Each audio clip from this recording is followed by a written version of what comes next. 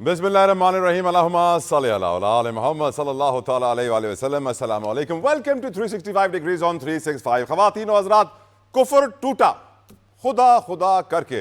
वो कहते हैं ना अंग्रेजी में better late than never, Urdu में कहते हैं देर आयत दुरुस्त आयत। मुज़ाकरात की बात शुरू हुई है, मुफाहमत की बात शुरू हुई है। पीटीआई ने 5 रुकनी कमेटी बना दी है।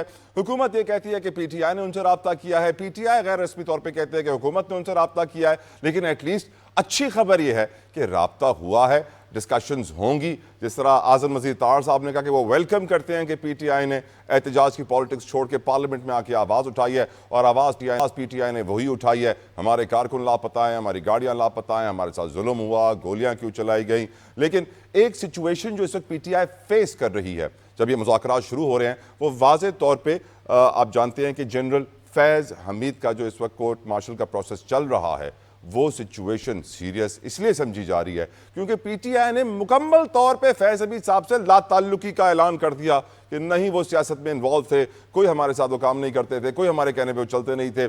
जबकि ये भी कहा जा रहा है कि अगर फैज़ हमीद साहब ने भी ऐसा ही कर दिया, क्योंकि फैज़ हमीद साहब अगर गवाह बन जाते हैं, क्या वर्ड यूज़ किया जा रहा है, सुल्तानी गवाह बन जाते हैं, और वो ये कहते हैं कि हाँ पीटीआई ने उनका इस्तेमाल किया, उनको मनूवर किया, उनको ब्रेन वॉश किया, उनसे अपने काम करवाए और सियासी मुदाखलत हुई, तो उसके बाद पीटीआई के लिए मुश्किलात बढ़ सकती हैं। बानी पीटीआई इसके लिए पहले ही कहा जा रहा है कि उनके केसेस को एक नया रुख देके मिलिट्री कोर्ट्स में ट्रायल किया जाएगा। सिविलियंस का मिलिट्री कोर्ट में ट्रायल का केस भी अदालत में चल रहा है। तो आज इस सिचुएशन को हम तफसीलन गुफ्तगू करेंगे, नजर डालेंगे कि what can happen, what should be done, क्या करना चाहिए हमारी हुकूमत को, ये आग कैसे ठंडी होगी, ये अदम इस्तेहकाम सियासत से कैसे खत्म होगा। इसके अलावा हम ये भी जानते हैं निज़ाम अदल से जुड़ी हुई एक बड़ी दिलचस्प खबर हमारे आज सारे व्यूअर्स के सामने डिफरेंट चैनल्स पे हमने देखी है। हैकिंग के दौर में फोन टैपिंग का जिक्र किया जा रहा है। 28 साल पहले 1996 में केस दाखिल किया था, क्योंकि उस दौर में रिकॉर्डिंग के लिए, टैपिंग के लिए डिवाइसेस कनेक्ट की जाती थी। तो मेजर शब्बर साहब थे, उन्होंने केस डाला था। आज उनके वकील भी मर चुके हैं, मेजर शब्बर ही काफ़ी बुढ़े हो गए, अब अदालत नहीं आ सकते हैं, और ये केस चल रहा है। और हैरान हूँ मैं कि हमारा निज़ाम अदल 26वीं आईनी तरमीम के बाद पाकिस्तानियों को ख्वाब दिखाया गया था कि अब केसेस जल्दी चलेंगे, फौरन फैसले आएंगे, अवाम को जल्दी इंसाफ मिलेगा। ऐसा कुछ भी नहीं हुआ, कंप्लीट धोखा साबित हुआ। और आज 28 साल बाद केस उठाया जा रहा है टैपिंग का। जब आज के दौर में टेक्नोलॉजी ऐसी आ गई है कि टैपिंग का तसव्वुर भी नहीं होता, फोन ही पूरा हैक हो जाता है, सब कुछ फोन से निकाल लिया जाता है, सारी कॉल, सारी रिकॉर्डिंग कैमरे तक उसकी ऑन करके देख लिया जाता है कि बंदा कर क्या रहा है। एक ऐसे दौर में जब टेक्नोलॉजी आसमानों पर पहुंच गई है, हम 1996 की टेक्नोलॉजी का सुप्रीम कोर्ट के आईनी बेंच के सामने केस सुन रहे हैं, इससे ज्यादा शर्म की बात और क्या हो सकती है। इसके अलावा अगर हम बात करें मदरसों की, तो JIFA के कामरान मुर्जा साहब ने लेटर लिखा है स्पीकर नेशनल असेंबली को, और कहा है कि सदर मुमलिकत ने जो बिल के ऊपर एतराज़ात उठाए उनकी तफसीलात हमें दीजिए। और ये भी मालूम है हमें कि सारी ऑल पार्टीज़ का मुश्तरका असेंबली का सेशन बुला लिया गया है 16 दिसंबर को, जिसके अंदर ये सारे बिल्स पेश किए जाएंगे जिसके ऊपर सदर मुमलिकत ने एतराज़ उठाया है। न सिर्फ सदर आसिफ अली जरदारी ने, इनसे पहले सदर आरिफ अलवी ने भी जिन बिल्स पे एतराज़ उठाया उनको भी डिस्कस किया जाएगा। मेरे साथ कमाल पैनल मौजूद है, विदाउट एनी फर्दर डिले उनको मजीद इंतजार नहीं करवाना चाहिए। आमिर मुगल साहब फ्राम PTI, खुर्रम हमीद रोकड़ी साहब फ्राम IPP, हसन मुर्जा साहब फ्राम पाकिस्तान पीपल्स पार्टी, और कामरान देर के बाद मुझे ज्वाइन करेंगे फ्राम JUIFA। रोकड़ी साहब, आपसे आगाज करना चाहूंगा गुफ्तगू का।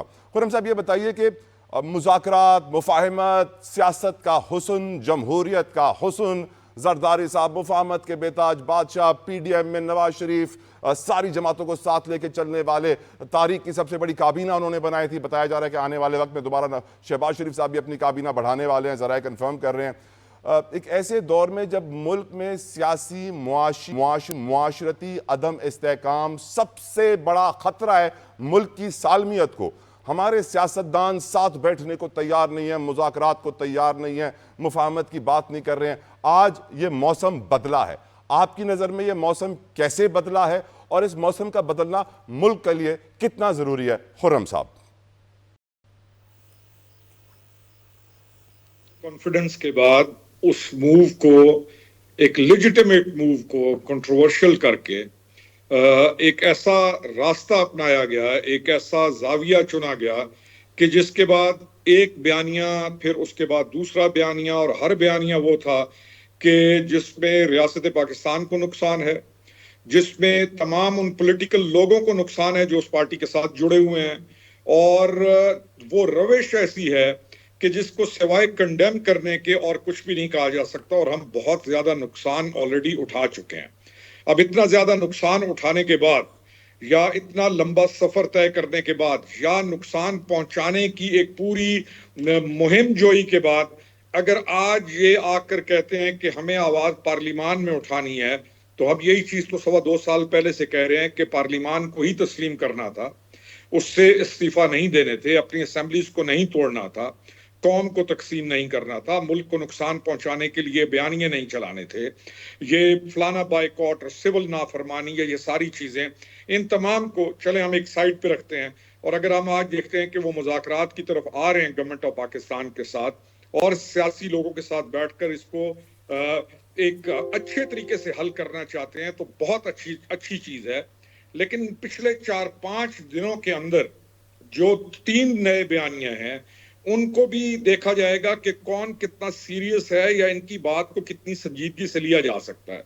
कि आपने ओवरसीज को कहा कि पाकिस्तान को पैसा ना भेजें, आपने पाकिस्तान की प्रोडक्ट्स के बाइकआउट का कहा हुआ है, आपने सिविल नाफरमानी का कहा हुआ है। तो आई डोंट नो कि ये समझते हैं कि ये ऐसा प्रेशर है जिससे गवर्नमेंट प्रेशर में आएगी, या बाकी पार्टीज प्रेशर में आएंगी, या इदारे प्रेशर में आएंगे, या ये आज खुद प्रेशर में आ गए हैं कि इनको वो लिजिटिमेट चीज जो इनको बहुत पहले अडॉप्ट करनी चाहिए थी, आज क्या उस प्रेशर के अंदर आकर इन्होंने अच्छाई की बातें सोचना शुरू कर दी हैं, या एक जो पॉलिटिकल जैसे डायलॉग होता है या पॉलिटिकल इश्यूज को पार्लियामान के अंदर ही हल किया जाता है, वहां पर ले जाने की कोशिश कर रहे हैं। तो लेट्स सी, अभी तक इतना एतमाद तो नहीं किया जा सकता, ना इतना एतबार किया जा सकता है इन पर, क्योंकि इनकी वो एक मिसाल है कि धूप छांव नहीं है। यानी आप कह रहे हैं मुज़ाकरात कितने संजीदा हैं, इसमें डाउट्स हैं आपको?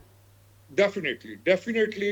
और किसकी साइड से, हुकूमत की साइड से, पीटीआई की साइड से? खुर्रम साहब, नॉट एट ऑल, हुकूमत की साइड से कोई डाउट नहीं है। डाउट आएगा पीटीआई की साइड से। उसकी एक मिसाल दे देता हूँ कि परसों जो है उमर अयूब खान ने कहा कि हम मुज़ाकरात करेंगे, चाहे हमें फरिश्तों से भी करने पड़े, इंसानों से भी करने पड़े। तो after 4 hours barrister Gauhar Khan ने उसकी कंप्लीट नफी की और कहा कि जी ये मुज़ाकरात का जो सिर्फ और सिर्फ जो है वो बानी पीटीआई कैन डू इट, ये चीज की हम नफी करते हैं। 4 घंटे बाद असर कैसर साहब ने मौलाना फजल रहमान खान के साथ एक मुहिम चलाने का ऐलान कर दिया पीटीआई की जानिब से। तो चौथे घंटे में जब फैज हमीद साहब की खबर ऑन एयर हुई और चली, तो उसके बाद बैरिस्टर गौहर खान का अपना आ गया कि हम मुज़ाकरात को तैयार हैं। तो फिर ये कहते हैं कि हमने इतने रुकनी कमेटी बना दी, लेकिन साथ एजेंडा भी दे देते हैं कि आपने हमारे मुज़ाकरात इन 2 चीजों के ऊपर हैं कि जी हमारे केसेस भी खत्म कर दो, हमारे ऊपर से तमाम जो बंदे हैं उनको भी छोड़ दो। तो अब आगे ये किस संत में जाएंगे, ये कैसे चलेंगे, इन पर कैसे गवर्नमेंट एतबार करेगी या कैसे ये एतबार दिलवाएंगे, तो ये तो एक अभी इस कम वक्त है कि एतमाद किया जा सकता है। Uncertain. I completely agree with you on that sir. Mirza sahab, Hasan मुर्जा साहब, आपकी नज़र में पीटीआई मुज़ाकरात के लिए क्यों मानी है? क्या फैज़ हमीद साहब का कोर्ट मार्शल इन्वॉल्व आपको लगता है कि उनकी वजह से प्रेशर बना है? और इन मुज़ाकरात की संजीदगी को आप दोनों साइड्स पे कैसे देखते हैं हसन साहब? बहुत शुक्रिया जी। आपकी आवाज बहुत कम आ रही थी। मैं जो समझ पाया हूँ कि तहरीक इंसाफ के हवाले से कि वो मुज़ाकरात की बात करते हैं।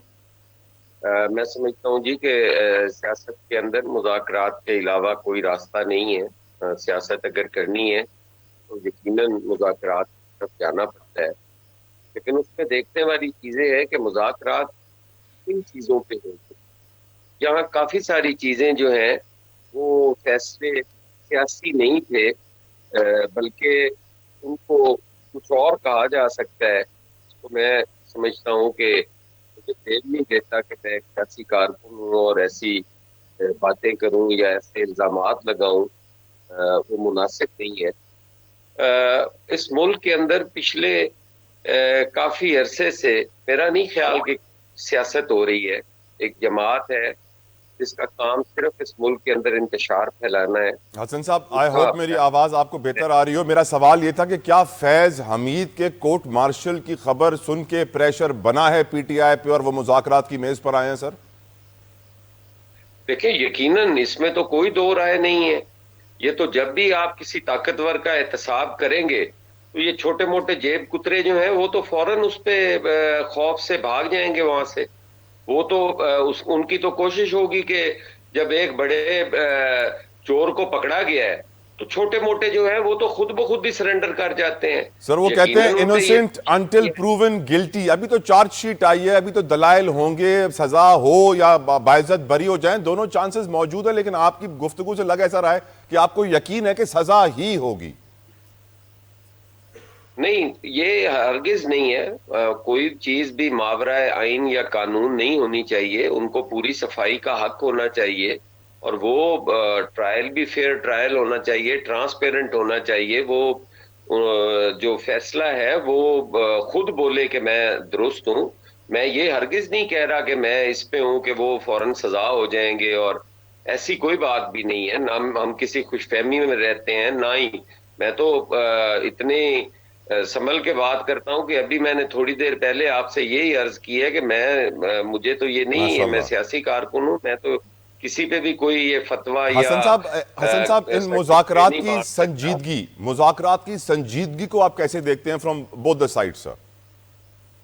मुज़ाकरात में वो संजीदा नहीं है। हुकूमत हो या पाकिस्तान पीपल्स पार्टी दोनों ही हो या संजीदा नहीं हुकूमत के है। और इत्तेहादी हो, वो यकीनन डायलॉग पे यकीन रखते हैं। डायलॉग की हमेशा बात की है पाकिस्तान पीपल्स पार्टी ने।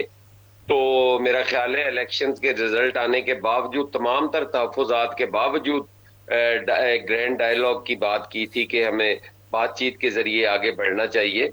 हम बातचीत से हम तो नहीं भागते, और उनकी किसी चीज पे एतमाद नहीं है। वो तो महमूद अचकजई साहब जैसे सीनियर सियासतदान को एक वक्त में ये मैंडेट देते हैं कि जाओ डायलॉग करो, और चंद लम्हे के बाद वो कहते हैं कि हमने तो नहीं कहा इन्हें डायलॉग करने के लिए, हम तो इन लोगों से डायलॉग करेंगे ही नहीं, हम तो फलां से डायलॉग करेंगे, हम तो एस्टेब्लिशमेंट से बात करेंगे। ये तो कठपुतलियां हैं, ये पार्लियामान रबड़ स्टैंप है।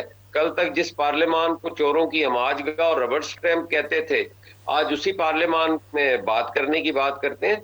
तो उसके उनके किसी बयानिए को सच नहीं माना जा सकता। वो अपने मफादात की खातिर अपना बयानिया बदलते रहते हैं। Right sir. रोखड़ी साहब, एक जो खबर चल भी रही है काफ़ी प्लेटफॉर्म्स पे कि फैज़ हमीद साहब से लाताल्लुकी का इजहार कर दिया पाकिस्तान तहरीक इंसाफ ने, और अगर फैज़ हमीद साहब भी यही लाहे अमल इख्तियार करें और वो बन जाएं सुल्तानी गवाह और स्टेटमेंट दे दें कि हाँ पीटीआई ने और इमरान खान ने मुझसे ये गलत काम करवाए हैं, तो ना उनको सज़ा होगी और फिर इमरान खान और पीटीआई का हाल देखने वाला होगा। आप इस नैरेटिव पे क्या कहेंगे?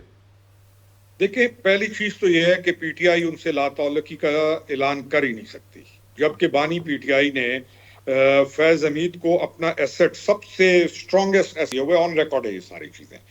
दूसरा, वो जिस मकाम पर जो पर्सनैलिटी है वो सीट के साथ अहम है, और जो चार्जशीट फ्रेम की गई है उसमें जो 4 चीजें हैं उनमें से 3 चीजें ऐसी हैं जो कि डायरेक्टली लिंक्ड हैं गवर्नमेंट के साथ, पॉलिटिक्स के साथ, पॉलिटिकल गवर्नमेंट के साथ। और जो कुछ करते रहे वो, और जो कुछ उन्होंने किया वो डेफिनेटली एक प्राइम मिनिस्टर के अंडर एक पर्सनालिटी आती है। तो तमाम जब chargesheet he related with that specific subject है, तो ये कैसे डिनाई कर सकते हैं? जाके चीजें निकलनी उन्हीं पर ही हैं। अब ये डिनाई करें या कहें कि हम नहीं थे, तो ये थे, इन्होंने मिलकर काम किया, और इन्होंने जो कुछ किया ये एक प्लेटफॉर्म पर थे, एक टेबल पर बैठ के ये डिसाइड करते थे। जो पाकिस्तान का राइज कानून है उसकी भी तब्दीली चाहते थे कि ये बंदा किसी तरीके से यहां से ना जाए। तो ये नहीं हो सकता कि फैज हमीद और ये अलहदा गर्दाने जाएं, चाहे आज ये कह भी दें कि जी हमारी लाताल्लुकी है, तो ये वो बंधन है जो लाताल्लुकी से नहीं टूटेगा। इनके एक दूसरे के साथ कड़ियां मिलती हैं, और जो इंक्वायरी होनी थी वो हो चुकी।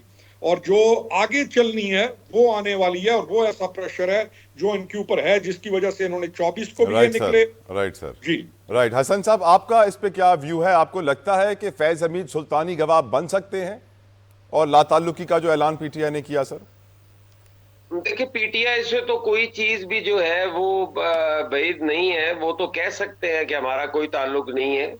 उन पे तो कोई नहीं। इमरान खान के जितने सहूलतकार थे या जितने फाइनेंसर थे, आप देख लें उन्होंने अलीम खान साहब के साथ क्या किया, उन्होंने जहांगीर तरीन साहब के साथ क्या किया, उन्होंने नईमुल हक के साथ क्या किया। वो तो उनकी बचपन से एक जो रिवायत चली आ रही है कि वो उस चीज के जिम्मेदार नहीं बनते जब भी वो क्राइसिस में कोई जाता है। तो वो तो इस तरह नहीं होगा, उनसे वो भाग जाएंगे। मैं यहाँ पे समझता हूँ कि सुल्तानी गवाह बनने से अगर फैज हमीद को कोई रिलीफ मिलता हो तो वो नहीं मिलना चाहिए। वो नहीं मिलना चाहिए क्योंकि ये साजिश किसी सियासी जमात के खिलाफ नहीं थी, ये किसी सियासी सिस्टम के खिलाफ नहीं थी, ये किसी हुकूमत के खिलाफ नहीं थी, ये तो रियासत के खिलाफ थी। ये तो रियासत को दिवालिया करना चाहते थे। ये तो चाहते थे कि आईएमएफ जो है वो इनके साथ कोई लेन देन ना करे और ये मुल्क दिवालिया हो जाए। बिल्कुल ठीक, बिल्कुल ठीक। मुझे मुझे सर एक माजरत के साथ मुझे ब्रेक का कहा जा रहा है। हसन साहब, खुर्रम साहब, विद योर परमिशन मैं बढ़ना चाहता हूँ। ब्रेक के बाद आप के डिस्कशन को आगे बढ़ाएंगे, जानने की कोशिश करेंगे कि क्या वजूहात हैं कि ख़त लिखना पड़ा कामरान मुर्जा साहब को, नेशनल असम्बली के स्पीकर को, कि वो डिटेल्स दीजिए एतराज़ात की जो सदर ने लगाए हैं मदरसा रजिस्ट्रेशन बिल के ऊपर, और साथ साथ जो आज अदालती कार्रवाई हुई है हैकिंग के दौर में टैपिंग का जिक्र। After this break.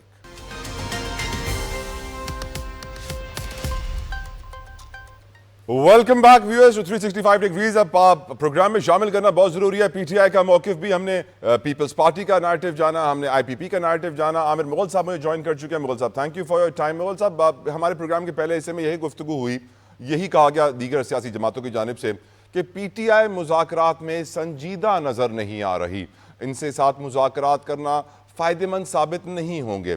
साथ साथ ये भी कहा गया, नैरेटिव यही बिल्ट हो रहा है नेशन में, कि पीटीआई मुज़ाकरात के लिए इसलिए राजी हुई है कि फैज़ हमीद साहब के ऊपर चार्जशीट तैयार कर ली गई और इल्ज़ामात पूरी कौम के सामने रख भी दिए गए मीडिया के जरिए। आपकी नज़र में क्या ये मौक़िफ़ दुरुस्त है या नहीं? Your views on it sir. Thank you ji. मैंने अभी थोड़ी सी बात सुनी थी, फिर बीच में डिस्कनेक्ट हो गया था। राय हसन मुर्तज़ा साहब की, बड़े सीनियर पॉलिटिशियन है ये, और मेजर खुर्रम रोखड़ी साहब की भी। और मुझे अफसोस हुआ, राय हसन मुर्तज़ा साहब इतने पुराने सियासतदान हैं और औरतों की तरह ये ताने दे रहे थे, किसी जेब कुतरे का जिक्र कर रहे थे और किसी पता नहीं चोर और डाकू का। तो ये तो राय हसन मुर्तज़ा साहब पूरी कौम जानती है, 25 करोड़ आवाम जानती है जेब कुतरा कौन है, डाकू कौन है और चोर कौन है। और किसके नाम पे गूगल पे चोर और डाकू और जेब कुतरा लिखें तो किसका नाम सामने आ जाता है। तो हम इस तरफ नहीं जाना चाहते। आप ये बताएं कि हमारा इलेक्शन लूटा गया 8 फरवरी को, हमारे ऊपर 9 मई मुसल्लत की गई, हमारे ऊपर 24 नवंबर को हम जब लॉन्ग मार्च लेके आए और 26 नवंबर को हमारे 1 दर्जन तो आइडेंटिफाइड लोग हैं जो शहीद किए गए, कत्लेआम हमारा किया गया। तो हम अगर मुज़ाकरात में संजीदा नहीं होंगे तो और कौन होगा? तहरीक इंसाफ कोई मुसल्लह जदोजहद तो नहीं कर रही, तहरीक इंसाफ कोई मुसल्लह इनकलाब तो नहीं ला रही पाकिस्तान में। एक सियासी जमहूरी पार्टी है और एक सियासी जमहूरी। आमिर साहब, अभी थोड़ी देर पहले इसहाक डार साहब ने सेनेट में कहा है कि अगर आप हमें 2018 का इलेक्शन वापस कर दें तो हम आपको 2024 का इलेक्शन वापस कर देंगे। मान रहे हैं वो एटलीस्ट, लेकिन वेलकम करते हैं जी, हम वेलकम करते हैं। बनाए जुडिशल कमीशन, 2018 की भी आप कर लें, उसकी भी तहकीकात कर लें, और आप 2024 के इलेक्शन की भी कर लें, और आपको तहरीक इंसाफ की 25 से 30 सीटें जो हैं वो भी मिलेंगी कि वो जीती गई थी 2018 में भी। ऐसे ना करें आप। तहरीक इंसाफ तो वेलकम करती है, बनाए एक जुडिशल कमीशन हाई पावर्ड। जो आज तहरीक इंसाफ ने मुज़ाकरात की मेज पे आने का फैसला क्यों किया सर? ये प्रेशर कौन सा है जो बहुत ज्यादा बिल्ट हो गया सर? तो मुझे ये बताएं, जब आप हमारे दर्जनों लोग शहीद कर देंगे, सरेआम हमारा कत्लेआम करेंगे, आप हमारा इलेक्शन लूट लेंगे, आप हमारे हजारों कारकुनान को जेलों में बंद करेंगे, तो तहरीक इंसाफ शुक्र करेंगे फिर भी मुज़ाकरात की बात कर रही है। आप इतना मायूस ना करें इस कौम को, इस नौजवानों को, कि वो किसी और पार्टी की तरफ जाना शुरू कर दें, किसी और बारे में सोचना शुरू कर दें। तहरीक इंसाफ इतने जख्म खा के भी अगर मुज़ाकरात की बात कर रही है तो उसको कम से कम बैठ के टीवी पे औरतों की तरह ताने मत दें। पूरी कौम जानती है चोर कौन है, डाकू कौन है, किसने कौन एक आम शख्स से इस वक्त जो है वो 3-3 बरादों में जायदादें बना के बैठा हुआ है और दुनिया के अमीर तरीन लोग कौन बने हुए हैं।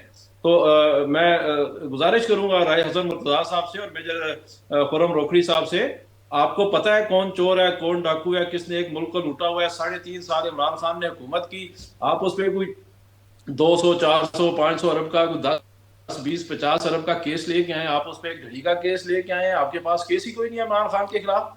तो आज हम एक संजीदा मौजूद पे, अगर आप बयानिया ये बनाया जा रहा है कि अगर जिस तरीके से पीटीआई ने फैज़ हमीद से लाताल्लुकी का ऐलान किया है तो सारा डेटा मौजूद है, मालूम है कि फैज़ हमीद के साथ कौन कौन से पीटीआई के लीडर्स राब्ते में थे। एक और बयानिया ये है कि फैज़ हमीद अगर पीटीआई के खिलाफ गवाह बन गए, सुल्तानी गवाह बन गए, तो पीटीआई के लिए बचना मुश्किल ही नहीं नामुमकिन हो जाएगा। आपका इस पर क्या नजरिया है? देखें जी, मेरी बात सुने, जनरल फैज हमीद साहब जो हैं उनका एहतसाब अगर उनका इदारा कर रहा है तो तहरीक इंसाफ को उस पर क्या एतराज हो सकता है। हम इतना जरूर कह सकते हैं कि अगर उसका एहतसाब इस बात पे हो रहा है कि वो सियासत में मुलविस है रिटायरमेंट से पहले या बाद, तो एक और शख्स भी सियासत में मुलविस है। और मौलाना फजल रहमान ने नदीम मलिक को समा टीवी पे बैठ के इंटरव्यू देते हुए ये बात बताई थी कि ये जो, यानी आप कह रहे हैं कि फैज हमीद को सजा हुई तो बाजवा को भी सजा होगी? मेरी बात तो कंप्लीट होने देना। मौलाना फजल रहमान ने कहा कि वोट ऑफ नो कॉन्फिडेंस के पीछे मौलाना फजल रहमान, जनरल बाजवा, जनरल फैज हमीद दोनों थे। ख्वाजा आसिफ ने ये टीवी को, जियो टीवी पे इंटरव्यू देते हुए कहा कि मुझे जनरल फैज हमीद ने जनरल बाजवा के ससुर जनरल एजाज अमजद के घर बुला के कहा कि आप आए, आप पंजाब भी लें हमसे और आप हमसे वफाक भी लें। यही बात राना असनाउल्लाह ने की, तो वो तो इनकी फेवर करते रहे हैं, तो हमें इससे क्या है, उनका एहतसाब करे इदारा। लेकिन हम ये जरूर कहेंगे कि अगर इदारा जनरल फैज हमीद का सियासत में इन्वॉल्वमेंट पे एहतसाब कर रहा है तो जनरल बाजवा का क्यों नहीं कर रहा? दोनों का करना चाहिए।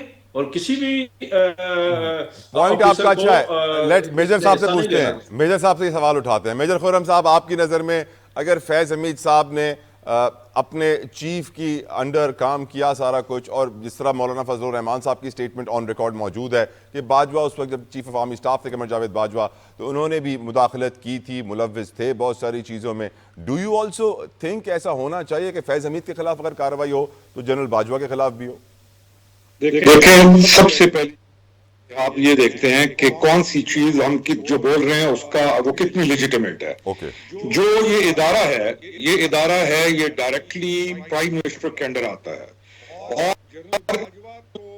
जनरल फैज की पोस्टिंग ट्रांसफर के लिए जाते रहे और ऑन रिकॉर्ड बानी तहरीक इंसाफ ने टीवी के ऊपर आके कहा कि हम नहीं चाहते थे कि ये पोस्टिंग और ट्रांसफर हो, बल्कि यहां तक कहा कि ये इसको यहीं रहना चाहिए। जब मौजूदा चीफ ऑफ आर्मी स्टाफ उस सीट के ऊपर गए और उन्होंने जाकर जब अपनी कानूनी जिम्मेदारियां निभाई बताई, तो prime minister of Pakistan then ने कहा कि मुझे ये नहीं चाहिए, मुझे जनरल फैज चाहिए। तो जनरल फैज को किसकी डिमांड के ऊपर वहां पर पोस्ट किया गया? जनरल फैज को जब पोस्ट आउट करने के लिए बातें हुई तो कौन रोकता था? जनरल बाजवा तो कह रहे हैं पोस्ट आउट करें, आपके पास नया डीजीआई आ गया है, लेकिन उन्होंने उस डीजीआई को, जिन्होंने जाकर उनको कहा कि ये चीजें गलत हो रही हैं और इनको ठीक किया जाए, और जो कहने बनता है उस इदारे के हेड का, जब वो प्राइम मिनिस्टर के अंडर काम करता है वो, तो जब उन्होंने जाकर कहा तो उस वक्त के प्राइम मिनिस्टर ने उन डीजीआई से नाराजगी का इजहार करते हुए वापस अपने मनपसंद शख्स को लिया।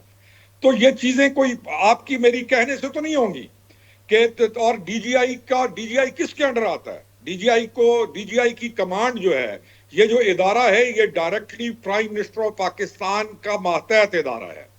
ये कोई आर्मी का मातहत इदारा उस तरह नहीं है जैसे हम कहते हैं उन्होंने कहा जनरल बाजवा का तो ऑन रिकॉर्ड पड़ा हुआ है कि उन्होंने कहा कि हम इनको आप पोस्ट आउट करें, हत्ता कि यहां तक कि कुछ दिनों के लिए कहा कि ये 3 हफ्ते और नहीं करते, 2 हफ्ते और नहीं करते, 3 हफ्ते और नहीं करते, और यहां से मामलात हुए और then he was finally posted out to the Peshawar गए और नए डीजीआई आए।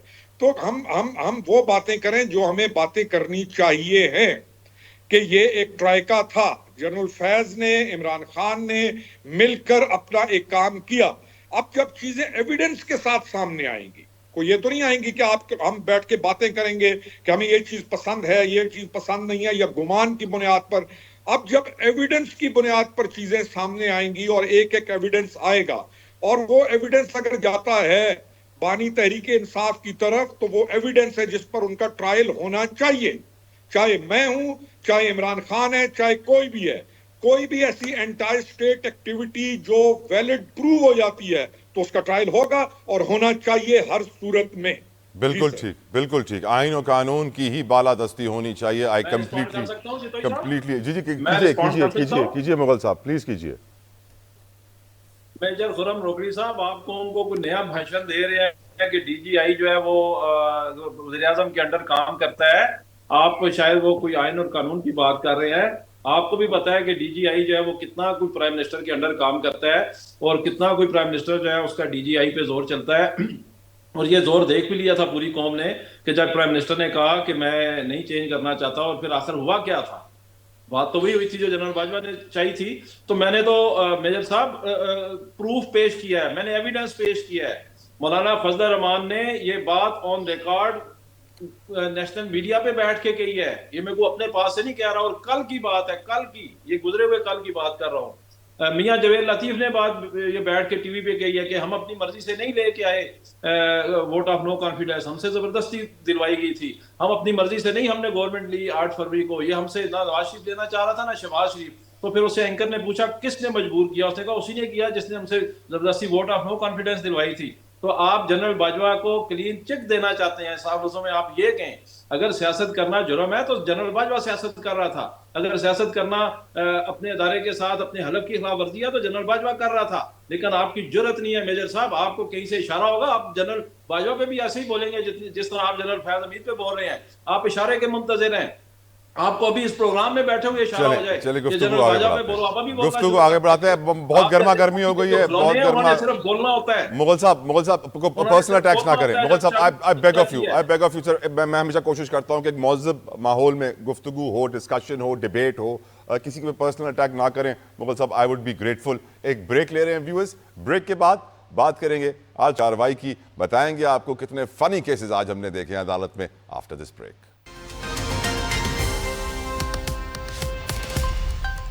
हैकिंग के दौर में टैपिंग का केस लेके जाऊंगा आपको 28 साल पहले 1996 में, जब इंटरनेट आम नहीं था, वो शुरू ही हुआ था। और हम जानते हैं कि CLI की एक डिवाइस होती थी, कोई फोन आती थी तो उसके अंदर कॉलर जहां से कॉल आ रही है वहां का नंबर लिखा हुआ आता था, और फिर उस कॉल को रिकॉर्ड करने के लिए एक रिकॉर्डर लगता था साथ, उसमें कैसेट होती थी और बहुत सारी मशीनें लगा दी जाती थी लोगों की टेलीफोन लाइंस के साथ उनकी सारी कॉल्स को रिकॉर्ड करने के लिए। सो 1996 में मेजर शब्बर साहब थे, उन्होंने अदालत का दरवाजा खटखटाया, दरखास्त लगाई और कहा कि ये कानून के मुताबिक नहीं है, आप सबकी कॉल्स रिकॉर्ड नहीं कर सकते हैं। कमाल बात यह है कि 28 साल के बाद आज सुप्रीम कोर्ट के आईनी बेंच के सामने यह केस लगा है। ना वकील जिंदा रहे हैं, दरखास्त गुजार की तबीयत खराब है, बड़ी उम्र के, वो अब आ नहीं सकते हैं, और ये केस उठा लिया गया है। हैकिंग के दौर में टैपिंग का केस उठाया गया है। ऑडियो लीक्स आजकल के दौर में आम है। मैं हैरान इस बात पे कि 26वीं आईनी तरमीम का सेशन जो रात 12 बजे शुरू हुआ था, सुबह 5 बजे असेंबली का खत्म हुआ था। उम्मीद ये दी गई थी कौम को कि अब आईनी इस्लाहात, जुडिशल रिफॉर्म्स, जल्दी इंसाफ मिलेगा, लेकिन ऐसा होते हुए कुछ नजर नहीं आ रहा। खुर्रम रोकड़ी साहब, आपसे इस टॉपिक का आगाज करना चाहता हूं। एक तो ऑफकोर्स टेक्नोलॉजी ने जितना रैपिडली इवॉल्व किया है, इंटरनेट से गूगल आया, गूगल से आर्टिफिशियल इंटेलिजेंस आ गई, कहां से कहां पहुंच गए। हमारी अदालतें आज तक टैपिंग का केस उठा रही हैं। रोकड़ी साहब, इजंट दैट फनी सर? हंसी नहीं आती आपको? है तो रोने का मकाम सर। वैसे देखें, केसेस तो बहुत ज्यादा पेंडिंग है। कितने ऐसे कत्ल के केसेस हैं और कितनी ऐसी फैमिलीज हैं जो कि 10-10 साल से उनके केसेस इल्तवा का शिकार हैं। तो डेफिनेटली केसेस 1 बाय 1 ऊपर तो आने हैं। या उस केस को डिस्पोज ऑफ किया जाएगा इस टाइम के लिहाज से, या उसको आई डोंट नो अदालत किस तरफ लेके जाती है। लेकिन जो असल चीज है वो ये है कि इमर्जिंग टेक्नोलॉजीज के इस दौर में हम जिस चीज को फेस कर रहे हैं, हमें उसमें अपग्रेड होने की जरूरत है। चाइना ने अपना कानून ठीक रखा हुआ है, दुबई ने ठीक रखा हुआ है, सऊदीया ने ठीक रखा हुआ है, दूसरे ममालिक ने ठीक रखा हुआ है। तो एट वन स्टेज जाकर हमें भी अपने मुल्क की सिक्योरिटी के लिए बहुत सारे काम करने पड़ेंगे, और इमर्जिंग टेक्नोलॉजीज का फायदा जहां पर हमने लेना है वहां पर इन चीजों के ऊपर कहीं पर कुछ ना कुछ मामला सर, ये सब बात की बातें खुर्रम साहब, पहले निजाम अदल सही कर दें सर, इंसाफ दे दें। जब तक चोर के हाथ नहीं काटेंगे कुछ नहीं बेहतर होने वाला सर। मैं उसी तरफ तो मैंने स्टार्ट किया कि केसेस इल्तवा का शिकार हैं और फाइल्स लगी पड़ी हैं और अब ऊपर आना शुरू हुई हैं। तो हमें उम्मीद ये करनी चाहिए कि इस जो प्रेजेंट तरमीम है, जिसको हुए को बहुत अरसा नहीं हुआ, इसके बाद जो अदालतें हैं वो इस्लाहात भी लाएंगी और केसेस को डिस्पोज ऑफ भी किया जाएगा और पब्लिक आमतुन्नास के जो इश्यूज हैं उनको प्रायोरिटी पर हल किया जाएगा और आईनी बेंचेस जो हैं वो अपने काम को करेंगे। तो ये स्टार्ट है, let's see what happens next, लेकिन मुझे तो उम्मीद है कि चीजें बेहतरी की तरफ जाएंगी। आमीन आमीन आमीन, ना उम्मीदी कुफर है, कोई शक नहीं इसमें। रोकड़ी साहब, मुगल साहब, आपकी नज़र में ये इतने सालों के बाद 1996 का केस हमारी आईनी बेंच ने उठाया जो 26वीं आईनी तरमीम से कुछ दिनों पहले बना है, क्या ये मुज़हिका खेज केस लग रहा है आपको? क्या ये हमारे लिए एक सबक भी है और इशारा भी है अल्लाह की तरफ से कि देखो तुम्हारा हाल? देखें जितोई साहब, मैं आपको बताऊं, हम बिल्कुल भी पुरुमीद नहीं है इस आईनी बेंच से, क्योंकि ये आईनी बेंच एक गैर आईनी तरमीम के नतीजे में वजूद में आया। और आपने दुनिया में देखा हो, कहीं एक मिसाल दिखा दें कि गवर्नमेंट खुद एक बेंच बनाए कि उसके खिलाफ जो केसेस हैं वो ये वाला बेंच सुनेगा। तो हमें बिल्कुल भी कोई उम्मीद नहीं है इस बेंच से। ये जो आईनी बेंच बना है, आईनी बेंच के नाम पे गैर आईनी तरीके से हमारी डिमांड है कि 26वीं तरमीम जो है इसको फुल कोर्ट और इस पे फैसला करे, क्योंकि ये एक तो ये बंदूक की नोक पे की गई है, दूसरा जिन लोगों ने किया उनके पास ये मैंडेट भी नहीं था करने का, और तीसरे नंबर पे चले सारा कुछ करने के बावजूद कोई अवाम की बेहतरी सोची जाती, कोई मुल्क की बेहतरी सोची जाती। यहाँ तो बेहतरी सिर्फ ये सोची गई है कि कलीमुल्लाह और सलीमुल्लाह वाला काम किया गया कि कलीमुल्लाह ने एक बेंच बनाया, अपने भाई सलीमुल्लाह को उसमें डाल दिया। अब सलीमुल्लाह वही काम करेगा जो कलीमुल्लाह से कहेगा। तो ये सलीमुल्लाह और कलीमुल्लाह वाला मामला बना है और ये हर वो काम करेगा जिससे गवर्नमेंट को सपोर्ट हो। इसके अलावा इस आईनी बेंच से हमें कोई उम्मीद नहीं। चलें इस दुआ के साथ कि अल्लाह निज़ाम अदल को बेहतर करे, आगे बढ़ते हैं। खुर्रम रोकड़ी साहब, मईशत का आजकल बड़ा जिक्र हो रहा है, हमारे वज़ीर आज़म भी कह रहे हैं कि हमारी महंगाई, इन्फ्लेशन के जो नंबर्स हैं वो रिकॉर्ड सतह पे कम हो गए हैं। ADB की आज रिपोर्ट आई है, उन्होंने अपना ग्रोथ फोकास्ट हमारे GDP का बढ़ा दिया है, 2.8 से 3% पे ले आए हैं। लेकिन मैं एक और फैक्ट खुर्रम साहब आपके सामने रखना चाहता हूँ। जब CPEC आया था सर 2015 के करीब, तो बताया गया था कि चीन पाकिस्तान में $100 अरब की सरमायाकारी करेगा। 2017-18 के करीब बताया गया था कि $50 अरब की सरमायाकारी हो गई है। उसी दौरान उनकी ईरान के साथ भी डील हुई थी इन्वेस्टमेंट की और वहां पे $400 अरब की सरमायाकारी मुकम्मल तौर पर हो चुकी है। आज सर ऐवान से खबर आई है कि CPEC मंसूबों के तहत रकूम वसूली की तफसीलात ऐवान में पेश की गई हैं और सर बताया गया है कि $25 अरब वसूल हुए हैं। इससे हमें मालूम पड़ता है कि सर हम अपने इन्वेस्टर्स के साथ किस तरह का लाहेअमल और स्ट्रैटेजी और पॉलिसी इख्तियार किए हुए हैं, जिसकी वजह से वो $100 अरब लाना चाहते हैं। 10 सालों के बाद मुश्किल से $25 अरब लगे हैं। वही ईरान में प्रोजेक्ट शुरू हुआ था, 400 के $400 अरब लग गए। सर क्या आप समझते हैं कि मुआशी बहाली वाकई हो रही है या फिर स्टॉक मार्केट में आर्टिफिशियल बबल है? सर नहीं, आर्टिफिशियल बबल तो हो नहीं सकता ना। अब आपके जो आदाद और शुमार हैं वो जो आ रहे हैं वो आर्टिफिशियल बबल के तहत तो नहीं आती। ये वो सारी चीज़ें हैं जो ऑन रिकॉर्ड हैं और चीज़ें जस्टिफाइड हैं और उनको वेरीफाई भी किया जा सकता है। जो असल चीज़ है कि इन्वेस्टमेंट के लिए फ़ज़ा साजगार हो और इन्वेस्टमेंट लाने वालों को किसी किस्म का ख़तरा ना हो कि उनके साथ जो प्रोजेक्ट्स जो आज हम कर रहे हैं, कल जाकर हम उनके अंदर उनका इल्तवा कर देंगे। चाइना के साथ 2018 ऑनवर्ड्स जो मामलात चले उस पर उनकी तशवीश भी थी, मामलात ठीक भी नहीं चले। CPEC अथॉरिटी ने एक स्टेज पे आकर काम उसको रोक दिया गया, बल्कि एक स्टेज पे आकर उसको तहलील भी कर लिया गया। तो इन्वेस्टमेंट को सिक्योरिटी की जरूरत है। गवर्नमेंट तब स्ट्रांग चलती है जब कोई भी बाहर का मुल्क इन्वेस्टमेंट करता है तो उसको आप पर एतबार हो। अब पिछले इस एक साल के अंदर हम सऊदिया को देखें, हम रशियंस के जो आपके पास आ रहे हैं या दूसरे जो ममालिक आ रहे हैं, तो ये एक खुशाइंद बात है कि वो आपकी तरफ चलना शुरू हो गए। रशिया ने तो यहां तक कहा है आके, जो उनकी आई हुई थी सेनेट की चेयरमैन और जो प्रेसिडेंट पुतिन की जो फोर्थ काउंसिल है उसकी वो एक मेंबर हैं, तो उन्होंने तो यहां तक कहा कि पाकिस्तान और हम तमाम पिछली चीजें जो हमारी हैं उनको छोड़कर हम पाकिस्तान के साथ आगे ट्रेड राइट फॉरम साहब, खास तौर पर I'm little short on time। Mughal साहब जल्दी से आपके व्यूज में क्या मईशत में बेहतरी आ रही है? सर महंगाई कम हो रही है? नहीं सर, महंगाई तो कहीं भी कम नहीं हो रही। ये जो फिगर बता रहे हैं रोकड़ी साहब या जो हमारे वज़ीर-ए-आज़म ने बताए हैं, वो सिर्फ ये है कि महंगाई बढ़ने की जो शरह है वो पिछले सालों की निस्बत कम हुई है, ये नहीं कि महंगाई कम हो गई है। अगर महंगाई कम हुई है तो हमें सिंपल बता दें, या तो पैसे बिल्कुल की ठीक। वैल्यू बढ़ गई है या बिजली का ठीक रेट है, कम हो या पेट्रोल। बहुत justification बहुत है। शुक्रिया आमिर मुगल साहब, खुर्रम हमीद रोकड़ी साहब, तमाम मेहमानों का बेहद मशकूर शुक्रगुजार प्रोग्राम में ज्वाइन किया। आखिर में यही दुआ अल्लाह सुब्हाना व तआला से कि हमारे मुल्क के हालात बेहतर कर दे मेरे प्यारे रब, सियासी हालात, मुआशी हालात, मुआशरती हालात, अपने प्यारे महबूब के सदके, उसकी प्यारी आल के सदके। आमीन। मेरे साथ आप भी कहिए आमीन। ख्याल रखिएगा, कल आपसे मुलाकात होगी। अंटिल देन अल्लाह हाफिज़।